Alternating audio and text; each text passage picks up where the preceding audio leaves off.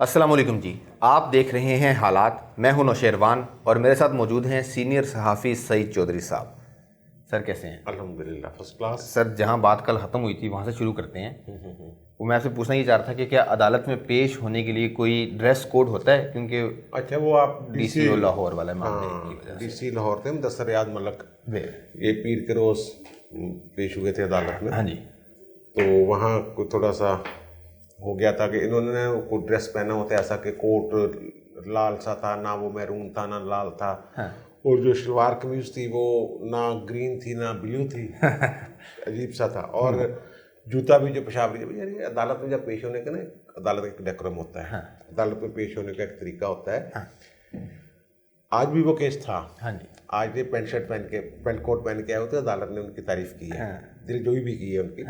उन्होंने कहा कि यार वो हमने जो कहा था ना आपको, वो जैसे हर महफिल में हर बात नहीं की जा सकती, इसी तरह हर जगह पे अजीबो गरीब सा बनियान पहन के नहीं आप जा सकते, या ट्रैक सूट पहन के अदालत में नहीं जा सकते।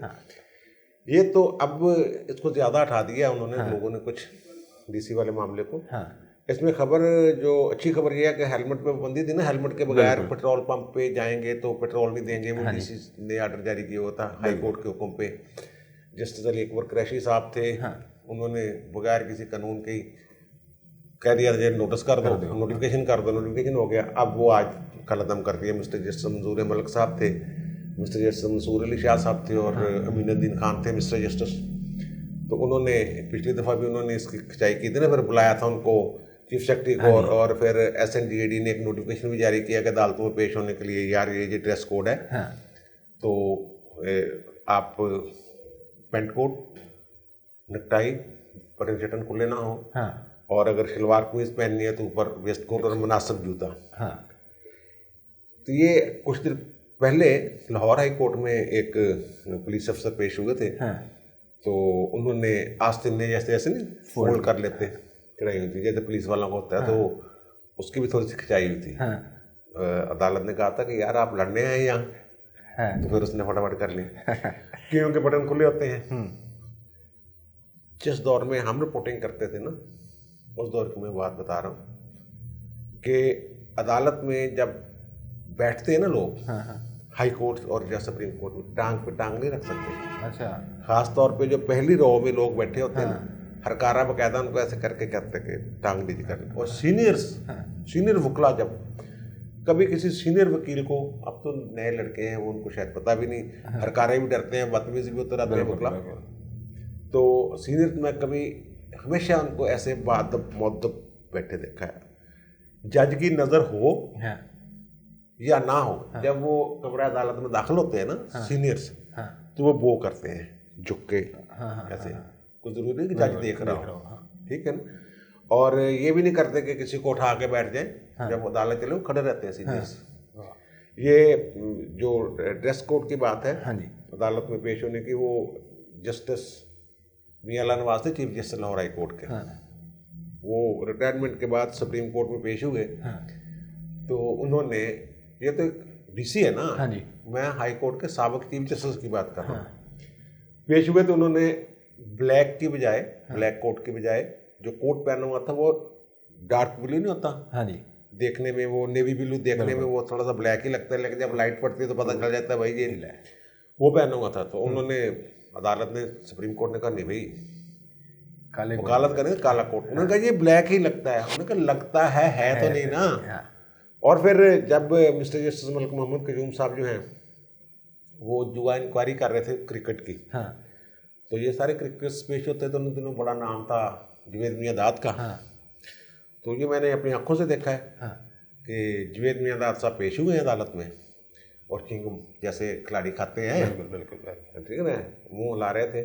तो जज साहब ने कहा कि भाई ये क्या है, ऐसे बाहर जाए, थूक के आए। और वो बाहर गए, फिर वो चिंगम जो है वो फेंक के आए बाहर, फिर आके अंदर जो भी कार्रवाई, ये डेकोरम होता है। तो एक दौर में तो ऐसे होता है, जब हम सुनते हैं कि मौलवी मुश्ताक साहब चीफ जस्टिस थे, तो बाहर जो वकला थे ना उनकी बाहर, वो यानी जूते की आवाज़ भी अंदर नहीं जाती थी। यानी बाहर भी बड़ा मुहतात होकर चलते थे। ठीक है ना।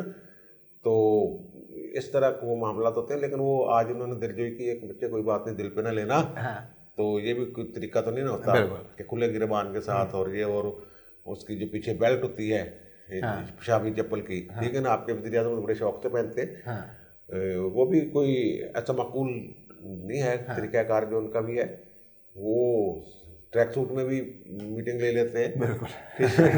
हर जगह का एक होता है तकद्दुस। हाँ तो ये कोई ऐसा नहीं है, इसको ज़्यादा हवा हाँ, लेकिन सर ये जो आपने बात की ना कि पहले आपके दौर में वकील जिस मुअद्दब तरीके से अदालत में पेश होते थे, अब तो वकील लड़ पड़ते हैं, फायरिंग फूरिंग को मसला ही नहीं उनके नहीं, लिए। वो लोअर कोर्ट्स में, हाई कोर्ट में तो कम नहीं होता है सर। हाँ। लेकिन हाई कोर्ट में भी वो हरकारे वगैरह जो है ना, वो जज भी मना कर देते हैं, यार ना रोकना, नो एवं बदतमीजी न करने तेरे नाल सानू कोई एक्शन लेना पै जाएगा। हाँ वैसे तो हाई कोर्ट में जस्टिस वो थे ख्वाजा शरीफ और जस्टिस एजाज चौधरी की एक डीबी थी, तो उसमें बाकायदा उन्होंने कोर्ट तरह टाइयाँ करवा दी थी वकीलों की। बता रहे हैं इनको पूरा हाल भरा हुआ था वकला से, लेकिन जजों में जरूरत की बात होती है ना, जरूरत। तो उन्होंने कहा जी इसका इनका लाइसेंस, हमने वो ना साफियों से लड़ाई हो गई थी, तो उन्होंने कहा जी हमने इनका ले लिया है, वो लाइसेंस मुअत्तल कर देंगे, फिर काला कोर्ट से टाई कितना पाई लाओ इन, ठीक है ना। पूरा भरा हुआ था हाई, खासतौर पर लोअर कोर्ट के जो जितने भी प्रेसिडेंट सेक्रेटरी सुक्रेटरी सारे मौजूद थे, पूरा कमरा भरा हुआ था।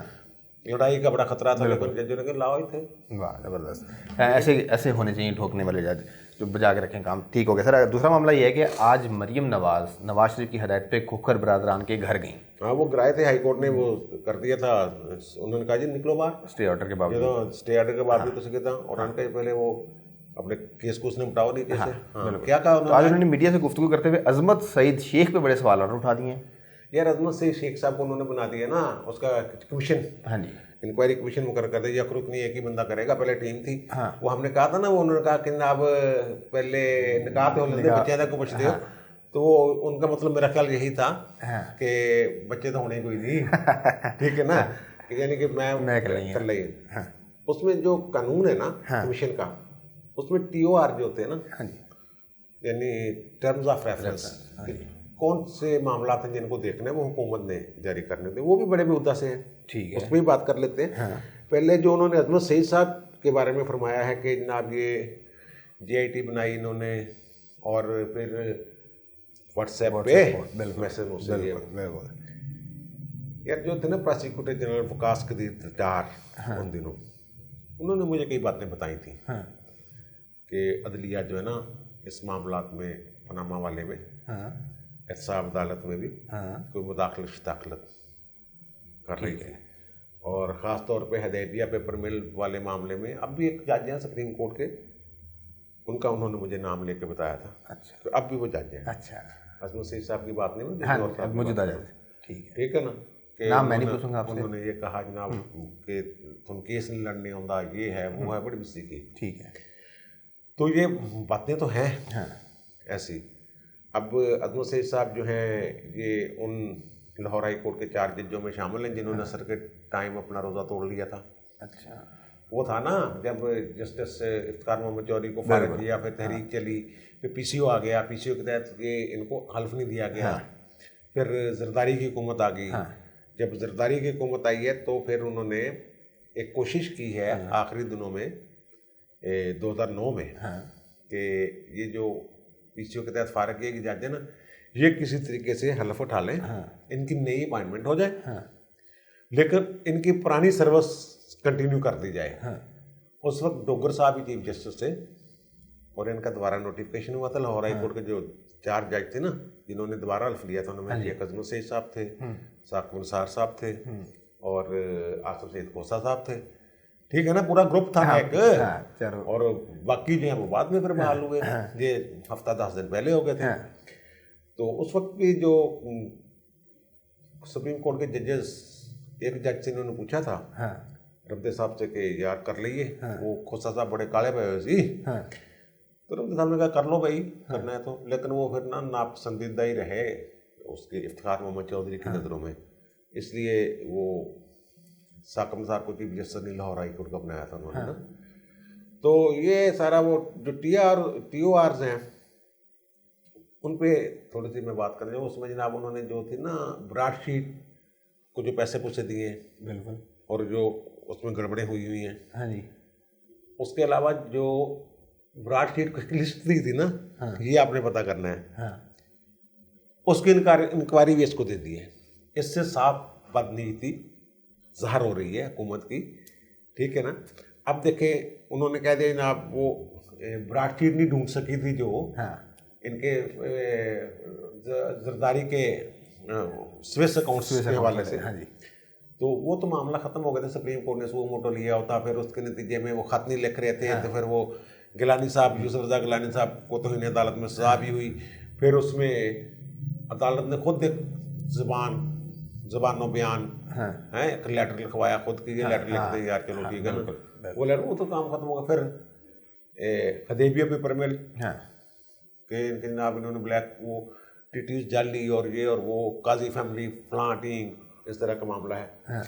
तो वो हदेबिया पेपर मिल की इंक्वायरी खत्म हो गई। लाहौर हाई कोर्ट ने कहा कि दोबारा नहीं खुल सकती। फिर मामला सुप्रीम कोर्ट में गया, जिसमें वो जाने पड़ी उसको विकास कदीर डार को, साबिक प्रोसिक्यूटर को, कि डिसमिस क्यों करवाई है तुम लोगों ने।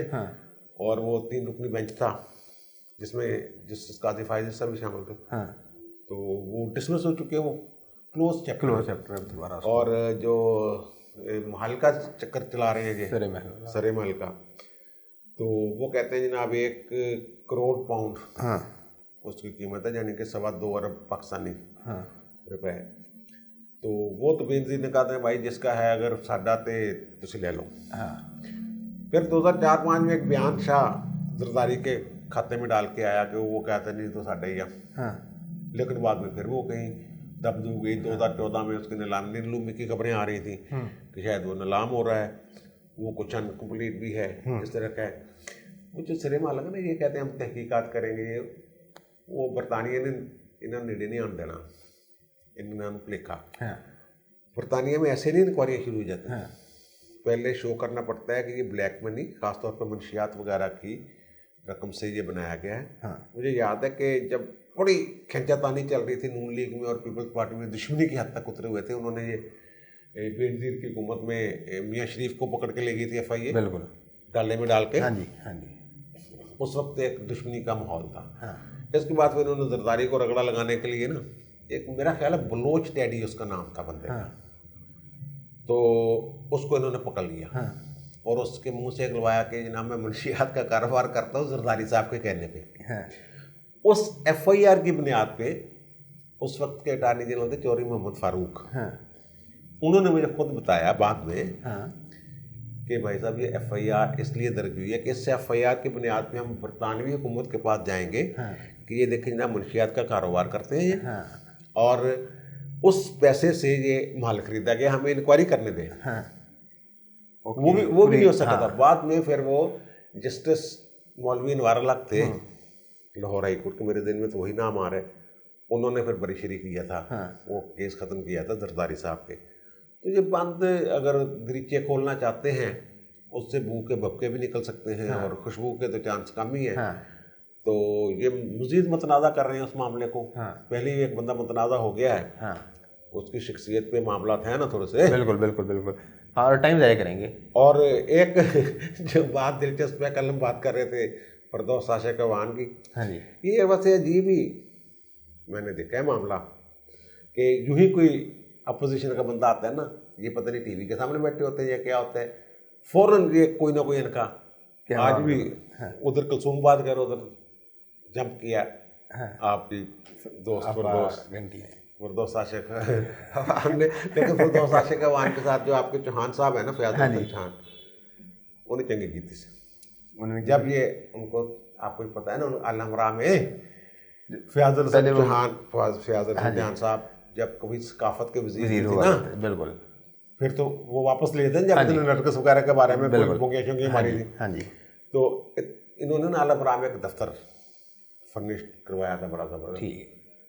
तो जब ये आई हैं और आपको याद है उसी दफ्तर में थे ना, जब वो पता चला कि तुझसे अतलात वजीर नहीं आया था, ठीक है ना, एक पता हूँ कौन मैं की बोलना, अजीब सा रंग का उड़ा हुआ था।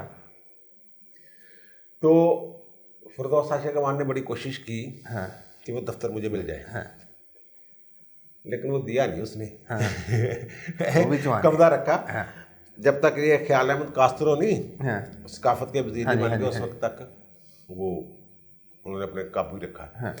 और जो फयाद हसन चौहान साहब हैं वो इतना मिली है कि वहाँ अच्छी किस्म की ना कुर्सियाँ होती हैं, हरे रंग की, सब्ज रंग की, चमड़ा चमड़ा लगा हुआ, ठीक है ना, तो वो सोफा टाइप, 22 कुर्सियाँ, 2 LED 50-50 इंच की जो कमरे में लगी हुई थी। उनका हमला है जो जेल के वजीर बने हैं अभी थोड़ी देर पहले ना। हाँ जी, 2 वो हमला आया और कहा जी साहब ने कहा ये मेरी चीज़ें चुक लिया। हाँ। वो किसी ने पूछा यार मेरी की, उनके पास उन्होंने कहा जी मैं चीज़ें उठा लिया। 22 वहाँ से कुर्सियाँ ले गए, वो वाली, और 2 LED जिनको हम स्मार्ट टीवी नहीं कहते, वो वाईफाई के साथ भी सारा कुछ है, वो ले गए हैं भाई साहब। अब वो पता ख्याल था कि शायद अपने जेल वाले ऑफिस में ले गए होंगे, लेकिन वो वहाँ भी नहीं पहुँचे।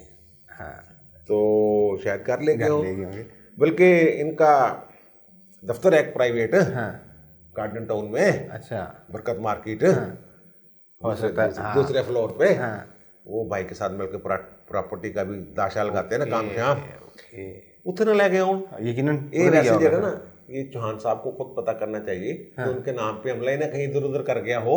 नहीं सर, चौहान साहब इतने सीधे आदमी नहीं है। नहीं हो सकता है, उनको शायद पता ही ना हो, मुश्किल है। नहीं पता ही ना हो सर। लेकिन चौहान साहब की इस हरकत से तो ये लगता है कि फिरदौस आपा शरीफ और मतलब मुनासिब हो रहे हैं ज़रा।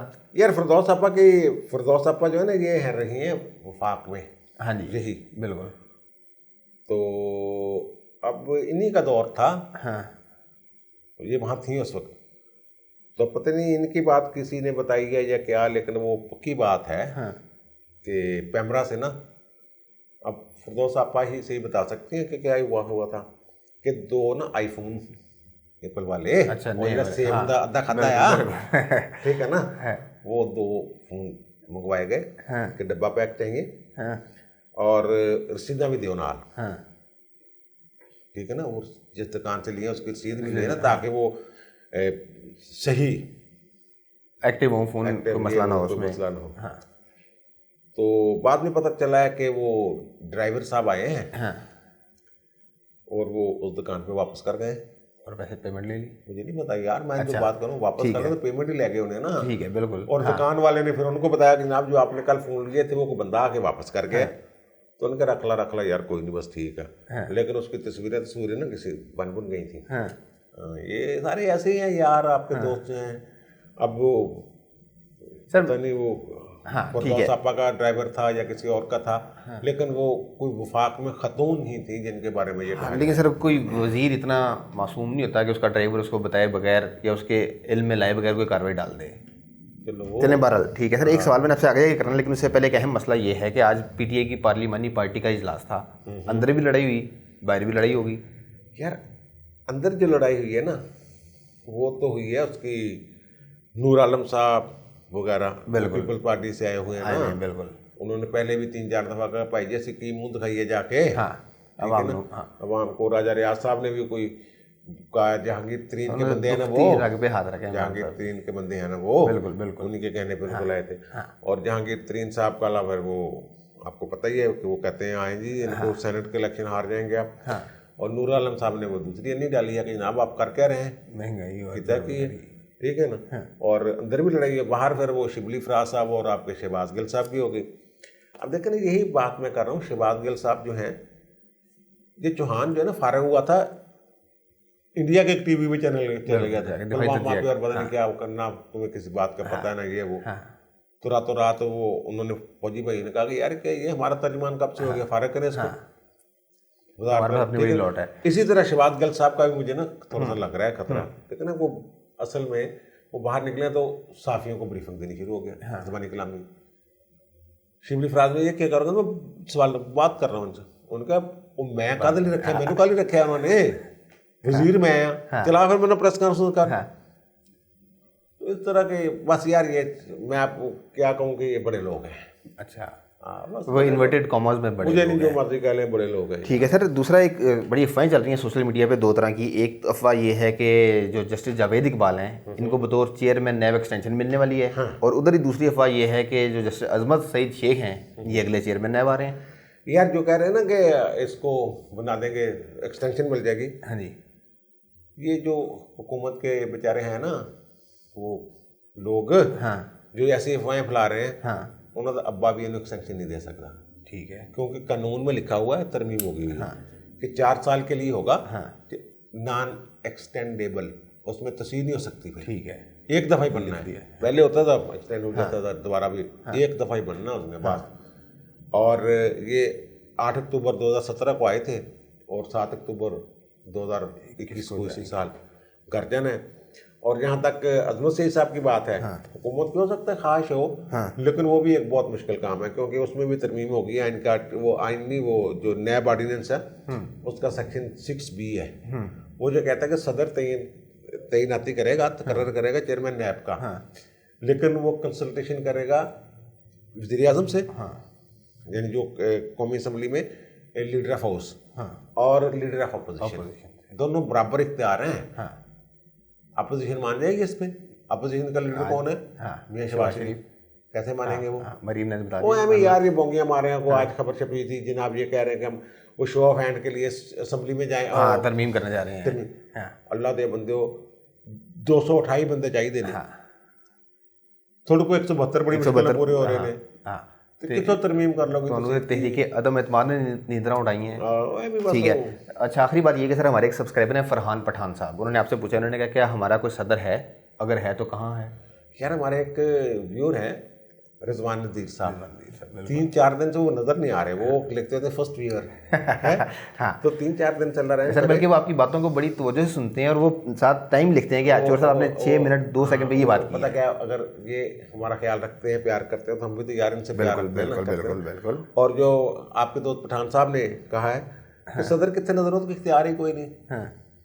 18वीं तरमीम के बाद वो होता है कि डम्मी से होता है, on the advice of prime minister उसने काम करना होता है, प्राइम मिनिस्टर ने जो एडवाइस देनी है आईनी तौर पर, बिल्कुल, तो उसके बोलने ना बोलने से क्या फ़र्क पड़ता है। वो ज़्यादा से ज़्यादा कुछ, जैसे वो आज वरना रोज में कुत्ते की सैर हो रही है पजारों में, ठीक है ना, गाड़ी में, सरकारी गाड़ी में, इसी तरह काम शाम कर लेंगे। आजकल वो टोपियां पहन रहे हैं आजकल, उन्होंने ना वैसे वो करना था कि मैं डॉक्टर वो अपना BDS जारी रखूंगा, प्रैक्टिस कहाँ प्रैक्टिस जारी रखें यार, ये बातें इनको पता ही नहीं कि सदर के पास, सदर ये कर सकते हैं कि साहिबान सदर में दांतों का अस्पताल खुला हुआ हो। लेकिन सर आज उनकी एक तस्वीर छपी है सदर साहब की, वो गिलगित के दौरे पे हैं, गिलगित बल्तिस्तान के, और वहाँ पे वो गिलगिती टोपी पहनाई जा रही है, सैर सपाटे करने है, कोई नहीं निकला, बिल्कुल ठीक हो गया ना, इमरान ने तो मशवरा बनना कोई, अच्छा बस चलें डन हो गया। आपने सुन ली तमाम मामला पे चौधरी साहब की राय, आपकी क्या राय है कमेंट्स में ज़रूर बताइएगा। लेकिन उससे पहले एक और रिक्वेस्ट ये कि अगर आपने अभी तक हमारे चैनल को सब्सक्राइब नहीं किया तो प्लीज़ सब्सक्राइब कर लें, बेल आइकॉन पे क्लिक टच कर लें ताकि हमारी हर वीडियो का नोटिफिकेशन आपको मिल सके। आपसे मुलाकात होगी अगली वीडियो में, तब तक के लिए अल्लाह हाफ़िज़।